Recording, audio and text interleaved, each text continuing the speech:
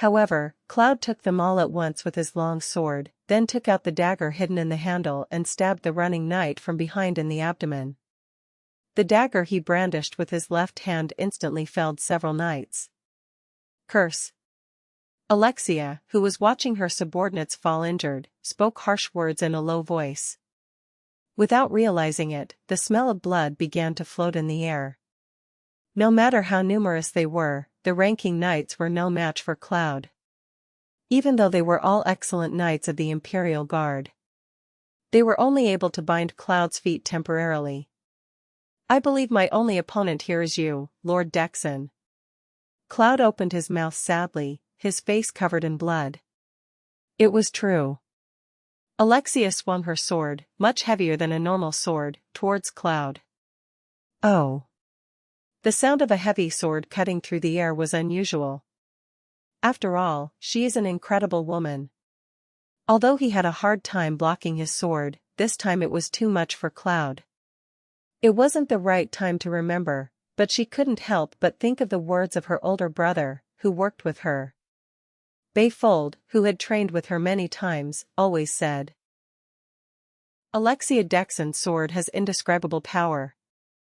He praised her several times. It wasn't that he despised her for being a woman, but rather that Cloud flinched as the sword hit him harder than anyone he had ever faced. But that was only for a moment. If Alexia had strength, Cloud had agility. After dealing with its strong attacks a few times, he began to see a pattern, and instead of dodging the sword, he chose to move his body quickly to avoid it. That was the time when he rarely evaded Alexia's sword. A knight who still had the energy to fight gritted his teeth and charged at Cloud with his sword. He quickly blocked her attack with the dagger in his left hand, but Alexia did not waste the opportunity. In an instant, Alexia's sword struck Cloud. He quickly turned his body to avoid the attack, but unfortunately, he couldn't dodge it completely, so Alexia's sword cut a large vertical slash around Cloud's right eye. Shit. He couldn't die here like this. He had a family to protect. They were his brother's relatives, but since there was no longer a Bayfold in this world to protect mother and daughter, he had to survive and protect them. He used a secret weapon hidden in the sole of his shoe. When Cloud hit the ground with the heel of his shoe, a huge explosion of light and sound was unleashed. It was a magical stun grenade.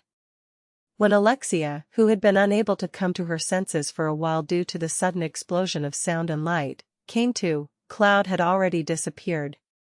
Follow the trail of blood. Those who were not seriously injured hurriedly followed the trail of blood that Cloud had spilled, but when they reached the back alley outside the building, even the trail of blood had stopped and disappeared. Fuck. Alexia was furious. Although so many people were injured, nothing was gained. It was a defeat to look down on Cloud. Tend to the wounded. Fast. The healers Alexia had on standby quickly began using healing magic on the injured people.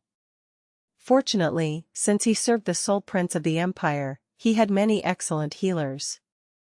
As long as he held his breath, he could probably save himself. No, I haven't won anything at all. There was some information obtained through this incident.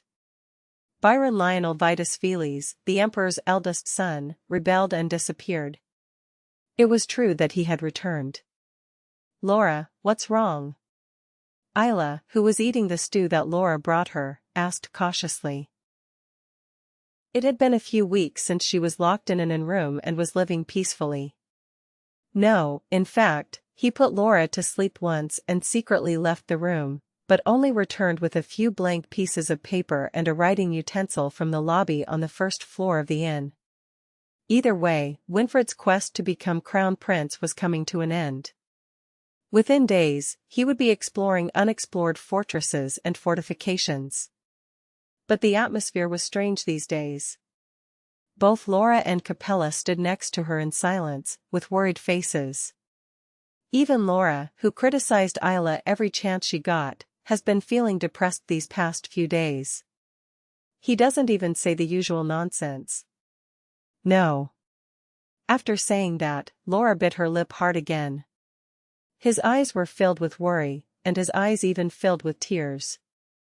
There was definitely something going on, but normally it wouldn't be a big deal. Neither Laura nor Capella would open their mouths at all, so I had no way of knowing, and it was just frustrating. Isla sighed and put another large spoonful of stew into her mouth. It was impossible to force her to open her mouth.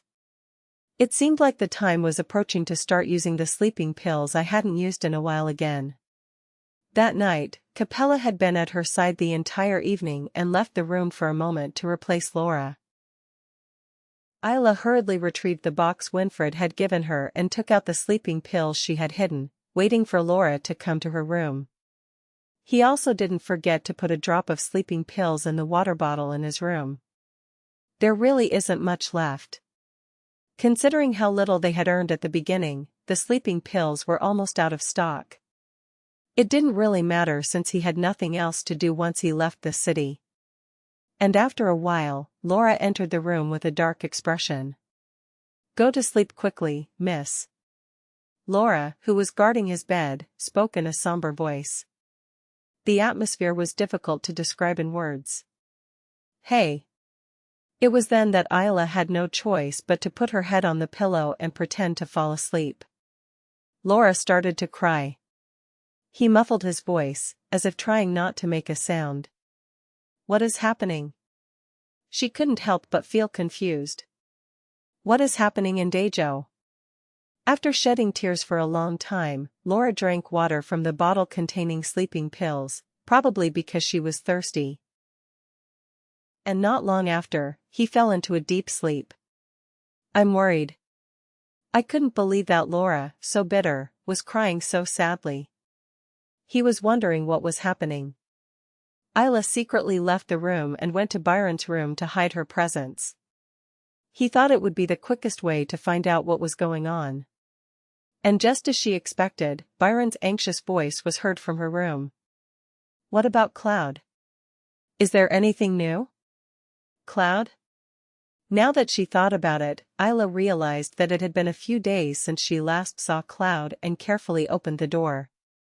One of Byron's subordinates, whom he had seen occasionally, bowed his head with an embarrassed expression. "Yes, my lord. It's been a few days now." "They didn't catch him, right?" "Yeah. It doesn't seem to be the case. It seemed like they were also looking for Lord Cloud. From what I heard, it seemed like he was hurt, so I wonder if he's wrong."